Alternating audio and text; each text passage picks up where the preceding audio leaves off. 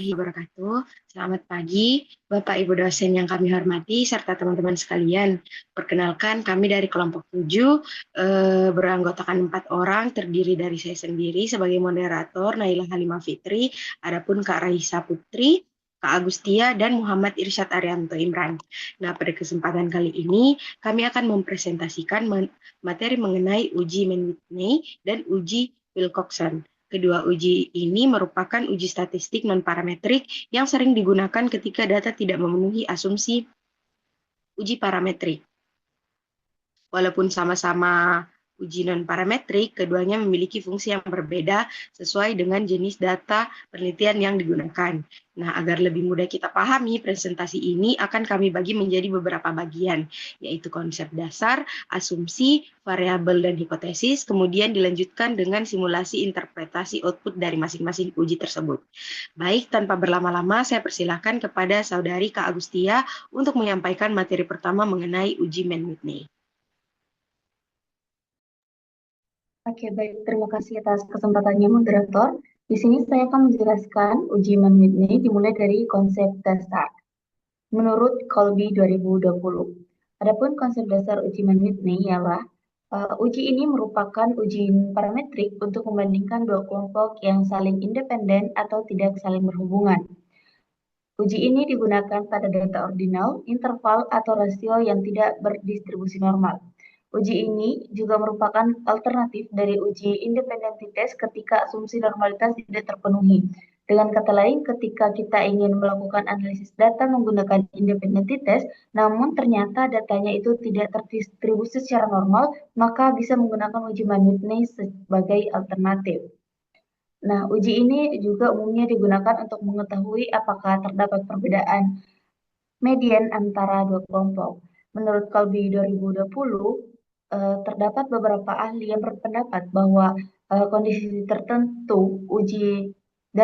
tertentu uji Mann-Whitney itu juga dapat mendeteksi perbedaan distribusi data yang dipengaruhi oleh perbedaan nilai rata-rata atau mean. Oleh karena itu, pada konsep yang terakhir, hasil uji ini itu dinilai atau ditentukan berdasarkan nilai p-value untuk menentukan ada atau tidaknya perbedaan yang signifikan. Jika p-value kurang dari 0,05, maka dapat disimpulkan bahwa terdapat perbedaan yang signifikan antara dua kelompok. Selanjutnya,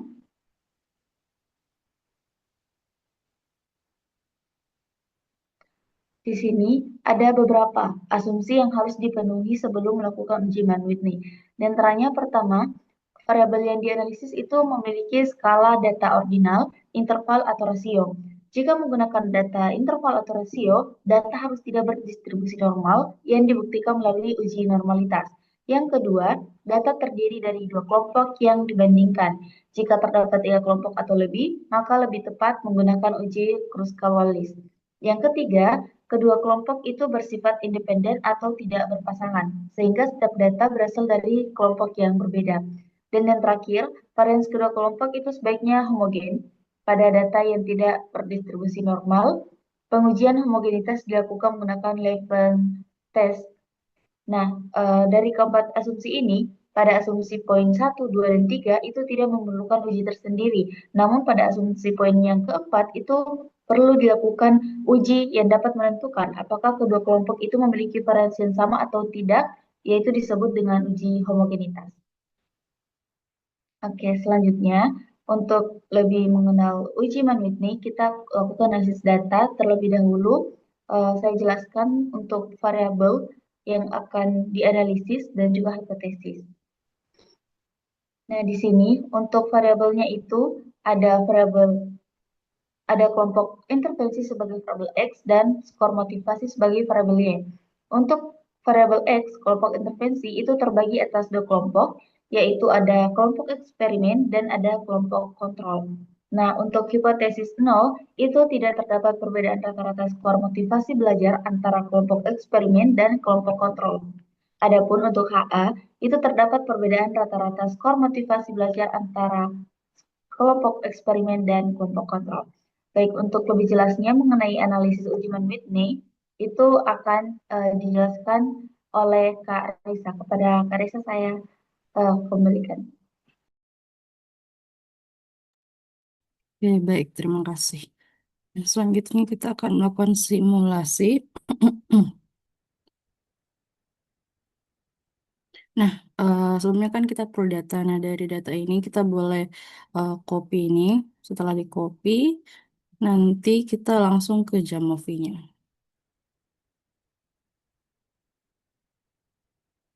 Nah, nanti di Jamovi itu, nanti kita perlu perhatikan dulu yang bagian datanya ini. Setupnya itu untuk kelompok sendiri, dia itu harus nominal karena dia itu bersifat kategorikal. Kemudian levelnya juga diperhatikan, ada level eksperimen dan juga ada level kontrol. Kemudian data type-nya itu dia integral. Lalu untuk skor motivasi, dia itu setup datanya itu dia continuous. Nah, selanjutnya ke bagian analisis. Analisis kemudian kita bagian t-test. T-test kita klik independent sample t-test. Kemudian eh, pertama untuk dependent variable itu kita masukkan skor motivasi belajar sebagai variabel Y dan kelompok sebagai variabel X itu di grouping variable. Kemudian, wait,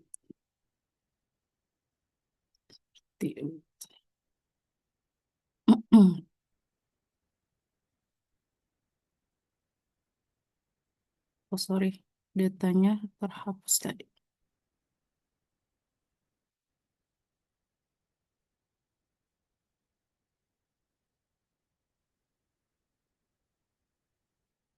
Nih, jadi datanya sudah dua level.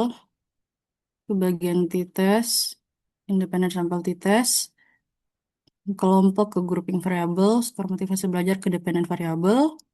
Kemudian kita cek dulu homogeneity dan normalitas tesnya untuk uji asumsi. Di sini kita bisa lihat hasil uji asumsinya itu untuk homogenitas itu terpenuhi karena lebih besar dari 0,05 dengan signifikansi 0,595 dan normalitas itu juga terpenuhi dengan signifikansi 0,247 lebih besar dari 0,05. Nah, kemudian kita lihat pada tabel output independent sample t-testnya. Di sini sebenarnya kita bisa lihat karena terpenuhi asumsi normalitas dan homogenitas, sebenarnya kita bisa menggunakan ini. Cuma dalam hal ini karena kita pakai main Whitney, kita bisa klik main Whitney untuk melakukan uji non parametrik yang di bagian sini. Lalu kita bisa perhatikan tabel outputnya ini di bawahnya student itu hasil uji T itu ada uji main Whitney dengan signifikansi yang sama kurang dari 0,001. Oke, kemudian kalau untuk melihat deskriptifnya kita bisa centang yang ini, nanti akan muncul seperti ini. Oke, mungkin bisa dibantu share screen lagi.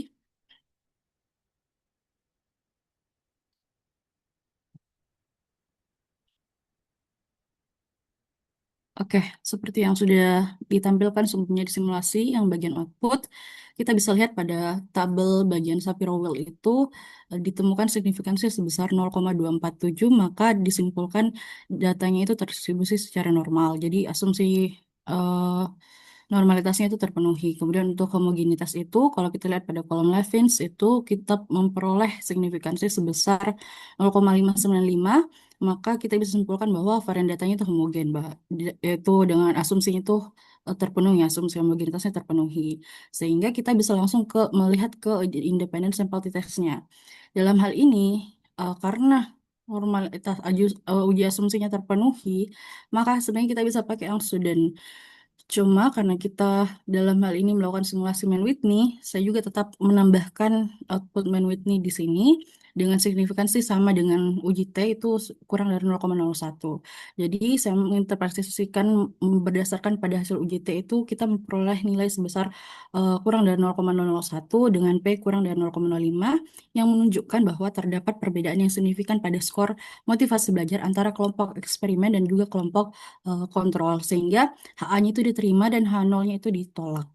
Kemudian kalau kita melihat dari output dari deskriptif atau tabel deskriptif itu kita bisa lihat bahwa rata-rata dari skor motivasi belajar pada kelompok eksperimen itu lebih kecil dengan nilai 44,4 dan standar deviasi sebesar 12,7. Kemudian sedangkan kalau untuk kelompok kontrol itu dia lebih tinggi dengan nilai 64,4 dengan standar deviasi 13,2. Mungkin itu kurang dan lebihnya saya maafkan, mohon dimaafkan, saya kembalikan ke moderator.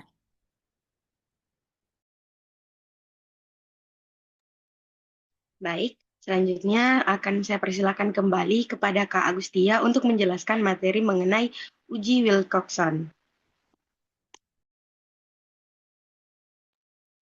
Baik, terima kasih moderator atas kesempatannya. Selanjutnya kita beralih membahas uji Wilcoxon. Dimulai dari konsep dasar.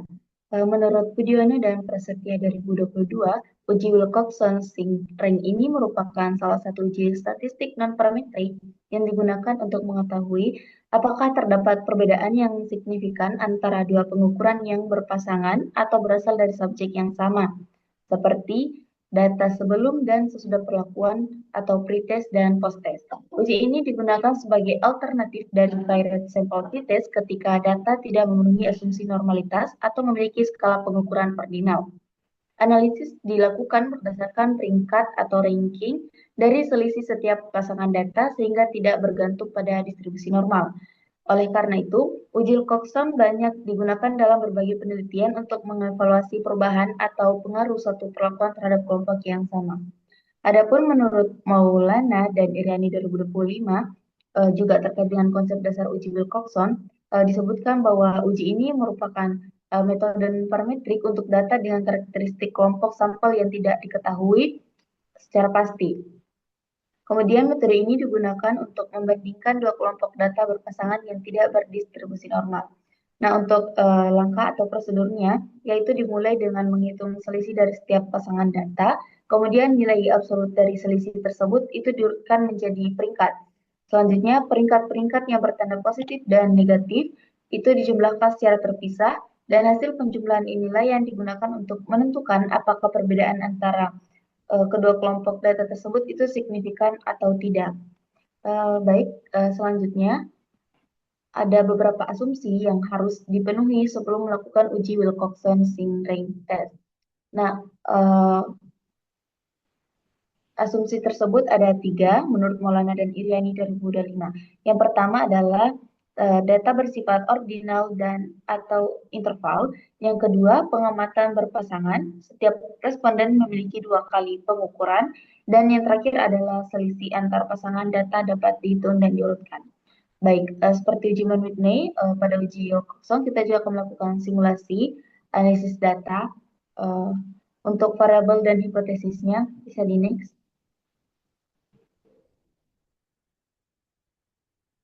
Nah, di sini bisa kita lihat untuk variabel ada intervensi sebagai variabel X dan skor kecemasan sebagai variabel Y. Nah, sama seperti uh, uji Whitney, untuk variabel X ini juga terdiri atas dua keadaan, yaitu ada sebelum intervensi dan sesudah intervensi. Bedanya itu kalau Whitney itu uh, menguji variabel yang tidak berpasangan, kelompok yang tidak berpasangan, tetapi kalau untuk Wilcoxon itu yang berpasangan. Di sini, kemudian untuk hipotesis nol itu tidak terdapat perbedaan skor kecemasan sebelum intervensi dan sesudah intervensi. Yang kemudian HA terdapat perbedaan skor kecemasan sebelum intervensi dan sesudah intervensi. Oke, baik. Untuk simulasi analisis data menggunakan uji Wilcoxon, saya serahkan kepada Irsyad.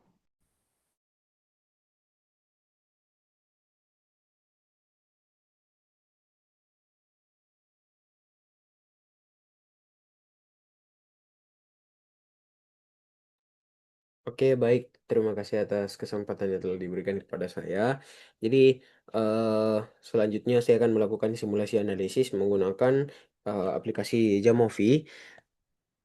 Langkah pertama, saya memilih untuk memilih di sini. Saya pilih di bagian sebelum maupun sesudah itu measure type-nya itu di bagian nominal dan data type-nya itu integral. Setelah itu, eh, kita ke bagian menu analyze, terus jangan lupa untuk menekan di bagian t-test. Untuk Wilcoxon sendiri, kita memilih itu untuk per sampel t-test. Setelah itu, kita masukkan sebelum itu di per variable yang sebelah kiri dan sesudah itu di per variable sebelah kanan. Setelah itu, jangan lupa karena sebelumnya karena kedua data berasal dari responden yang sama, jadi termasuk dia data berpasangan. Jadi pada bagian tes saya akan mencentang Wilcoxon rank dan tidak usah dibagiankan students. Setelah itu untuk menjalankan uji Wilcoxon rank test, selanjutnya kita juga akan mengaktifkan yang namanya deskriptif agar statistik deskriptifnya itu ditampilkan serta normality test yang bagian Shapiro-Wilk untuk melihat distribusi data.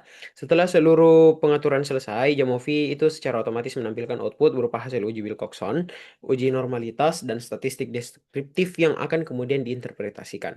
Setelah itu kita bisa lihat pada slide pada layar, ini ada 3 yang akan kita interpretasikan.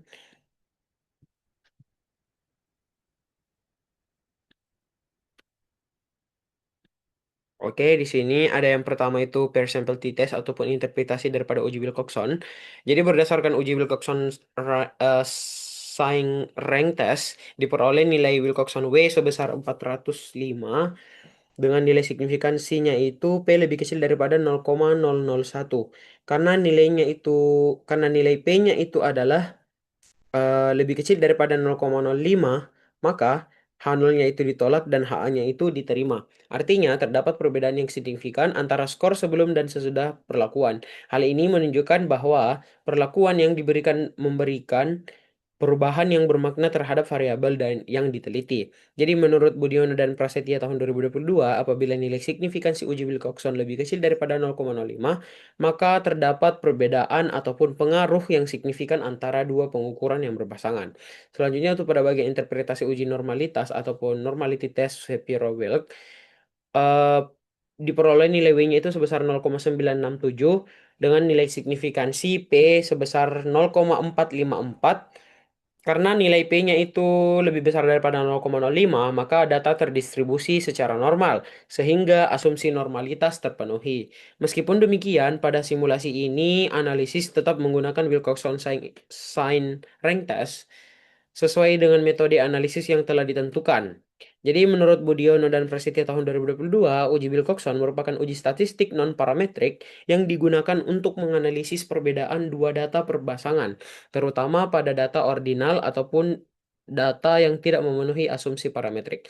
Pada bagian terakhir, di bagian deskriptif test ataupun statistik deskriptif, berdasarkan statistik deskriptif, diketahui bahwa jumlah responden sebanyak 30 orang sebelum diperoleh dengan nilai rata-rata ataupun min sebesar 50,1 dengan median 47,5. Sedangkan setelah perlakuan rata-ratanya itu menurun menjadi 39,0 dengan median 39,0 juga. Secara deskriptif, hasil ini tuh menunjukkan adanya penurunan skor setelah perlakuan diberikan.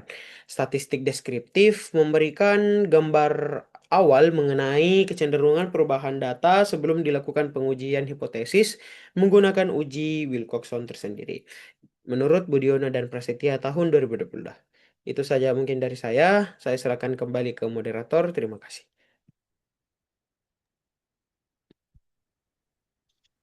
Baik, terima kasih kepada seluruh pemateri dan teman-teman saya atas penjelasan yang telah disampaikan.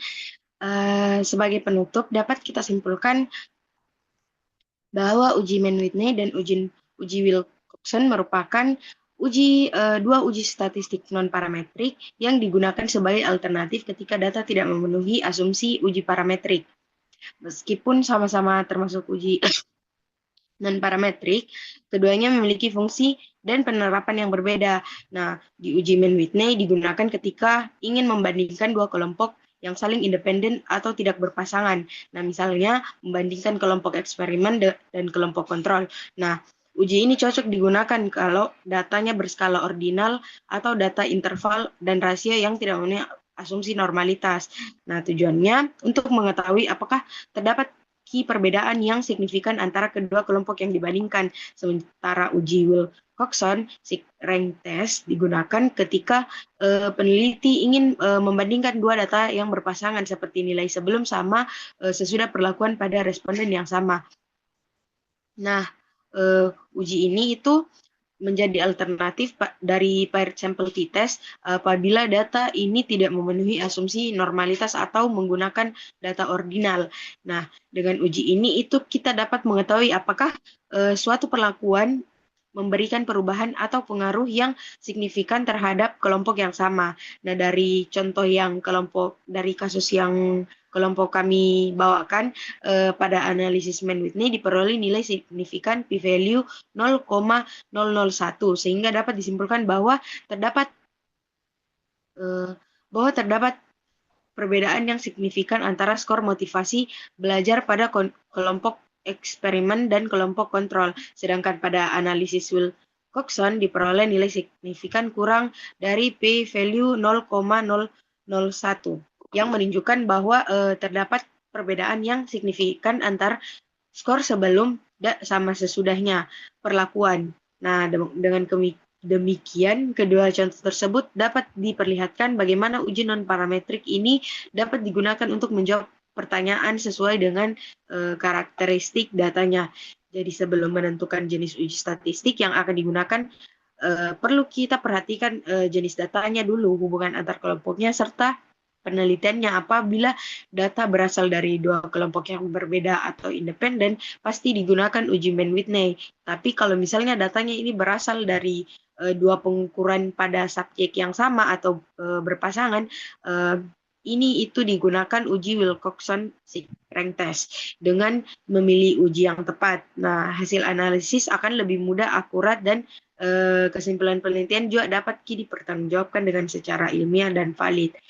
Adapun materi yang dari teman-teman saya tadi sampaikan pada presentasi disusun berdasarkan beberapa daftar pustaka, beberapa referensi ilmiah, di antaranya itu ada Kolbi 2020 untuk pembahasan uji Mann-Whitney, serta Budiono dan Prasetya 2022 dan Maulana dan Iriani 2025 untuk pembahasan uji Wilcoxon. Sebagai referensi kami tersebut dapat dilihat pada slide daftar pustaka tersebut. Demikian presentasi dari kelompok 7. Kami mohon maaf apabila ada kekurangan dalam menyampaikan maupun materi yang kami sajikan. Terima kasih atas perhatiannya, Bapak Ibu dosen dan teman-teman sekalian. Wassalamualaikum warahmatullahi wabarakatuh. Waalaikumsalam. Waalaikumsalam.